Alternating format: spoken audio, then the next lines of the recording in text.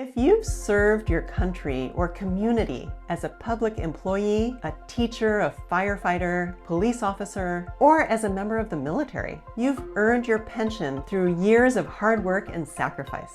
But what happens to that benefit when you're gone? Who inherits it? And how can you make sure your family members are protected, especially if you have a loved one with special needs? In this video, I'll walk you through the key decisions that protect what you've worked so hard to build. Now, before we dive in, I want to invite you to subscribe to my monthly newsletter, which is free. You get a lot of great information like this into your email inbox. So go ahead and subscribe. So what is a pension? This is a fund that an employee pays into while they're employed by a company. Then when the employee retires, they receive a guaranteed retirement income stream for the rest of their lifetime. Pensions are managed by the employer, and the employer bears all of the investment risk. The amount that a retiree receives as a pension is typically based on their age, the number of years they worked at the company, and their highest average pay. So here's an example of how to calculate it. Let's say you worked for 30 years for the same company, and your final average salary was $75,000 a year. So you can multiply the $75,000 times 30 years, and then you multiply that times a multiplier, which is a percentage factor used to determine the retirement benefit, which in this case would be 2%. So you'd have $75,000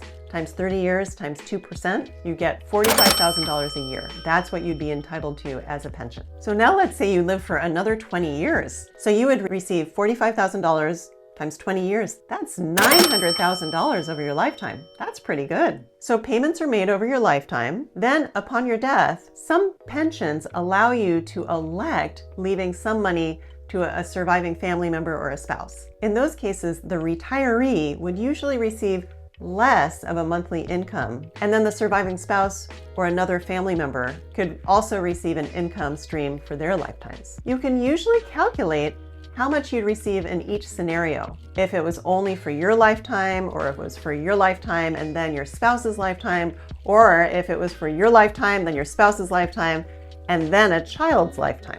Now, the percentage of workers who are covered by a pension has dropped a lot over the last 25 years. In 1980, 38% of all private wage earners and salary workers participated in a pension, whereas in 2008, only 20% participated in one. At the same time, defined contribution benefit plans like 401ks and 403bs have increased from 8% to 31%. So why have pensions decreased? They tend to be very expensive and risky for the employer. The employer has to guess how much they'd be paying to the retirees, and they don't know how long that retiree is going to live after they retire. Also, the benefits had to be paid on schedule, regardless of how well the investments had performed. Another factor is that nowadays, younger workers tend to remain at companies for a shorter amount of time. They don't want their retirement benefits dependent on working for just one company for their lifetime. So here are some occupations that are most likely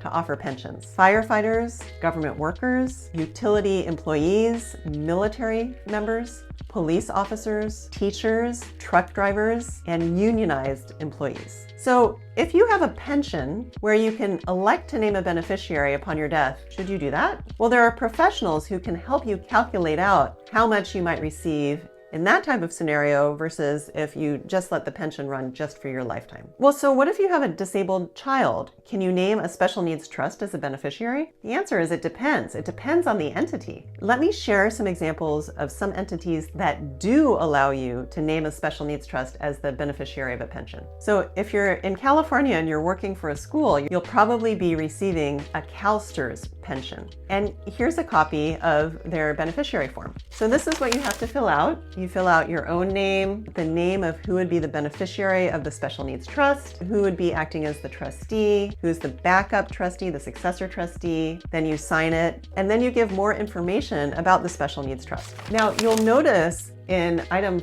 5 at the top, it says that the trust has to be under section 1396P D for A or C. What that means is it needs to be a first-party special needs trust or a pooled trust. Now, in my experience, they've allowed people to name third-party special needs trusts instead of first-party, but you'll really need to check about that with the HR person at the school where you work. Hello, did you know that my mom helps people all the way through the state of California from top to bottom?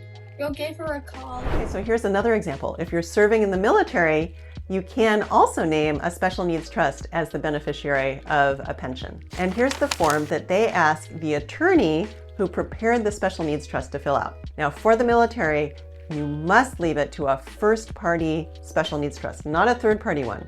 And if you have any questions about the difference between the two, I have some videos on that. But basically, a first-party special needs trust requires a Medi-Cal reimbursement claim when the child dies, which is really too bad, but that's the only way you can set this up for a member of the military. So you see that they have you fill in your own information, your disabled child's information about the trust, who the practicing attorney is, that would be the attorney who prepared the special needs trust and is filling out this form, and then the attorney signs in front of a notary. Now, I have some bad news. There's many pensions out there, like government pensions, that don't allow a special needs trust to be named as a beneficiary. Each entity basically needs to create their own rules for how you'd be able to accomplish naming a special needs trust as a beneficiary, and some entities just haven't done that yet. There could be some workarounds in the situation, but it could be risky. For example, I have one client with a disabled child and a neurotypical child, and her pension would not allow her to name a special needs trust for a disabled child. So she decided to name her neurotypical child as the beneficiary, even though she wanted the disabled child to get the money. And then she came up with an agreement, not written down of course, with that neurotypical child, that child will turn around once they start receiving pension payments, turn around and put some of that money into the disabled child's ABLE account. Now, is that neurotypical child required to do that? No. But the parent and the neurotypical child have a good relationship and they've decided this is the way they want to accomplish it. Another thing to note is that most pensions don't allow you to name a dynasty trust as a beneficiary. So if you have a child who has money management issues or other reasons why you don't want them to receive an inheritance directly, this can be an issue since you probably wouldn't want to name them outright. So if you have a pension, that's a valuable income stream, and it's important to carefully plan out what's going to happen to that benefit while protecting those who receive the benefits. Hopefully this video gave you more perspective on how to do this. If you're curious about how to leave retirement accounts like IRAs and 401ks to loved ones, please watch my video, What You Should Know About Updating Beneficiary Designation Forms, and I'll see you over there. Did you know that my mom has a monthly newsletter? Subscribe by clicking below.